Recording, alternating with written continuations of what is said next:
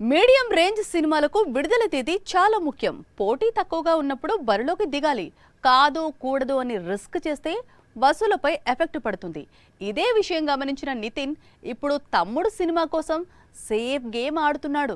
Youth star Nitin career ఇప్పుడు reverse లో సాగుతోంది. ఎన్నో ఆశలు పెట్టుకున్న రాబిన్ హుడ్ డిజాస్టర్ అయింది. అంతకు ముందు వచ్చిన సినిమాలు బ్యాక్ టు బ్యాక్ ఫ్లాప్ అయ్యాయి. దీంతో నితిన్ ఫ్యాన్స్ చూపు ఇప్పుడు తమ్ముడిపై పడింది. వకీల్ సాబ్ తర్వాత వేణు శ్రీరామ్ చేస్తున్న ప్రాజెక్ట్ కావడంతో భారీ అంచనాలు ఏర్పడ్డాయి. దానికి తగ్గట్టే రిలీజ్ డేట్ విషయంలో సేఫ్ గేమ్ ఆడుతున్నాడు నితిన్. నిజానికి తమ్ముడు సినిమా ఏప్రిల్లో రిలీజ్ కావాలి, కానీ సమ్మర్ సీజన్ ని క్యాష్ చేసుకోవాలని ఆగారు. కానీ ఇప్పుడు జూలై 4 కి షిఫ్ట్ అయినట్లు తెలుస్తోంది. ఐపీఎల్ కోసమే నితిన్ ఈ డెసిషన్ తీసుకున్నాడట. టాలీవుడ్ పై ఐపీఎల్ ఎఫెక్ట్ గట్టిగా ఉంది. యావరేజ్ సినిమాల్ని సైతం ఆడియన్స్ పట్టించుకోవడం లేదు. మే 25తో ఐపీఎల్ అయిపోతుంది.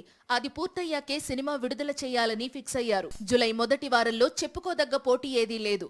అదే నెలలో మాస్ జాతర, విశ్వంభర వచ్చే సూచనలున్నాయి. కానీ అవి తమ్ముడుతో క్లాష్ కాకపోవచ్చు.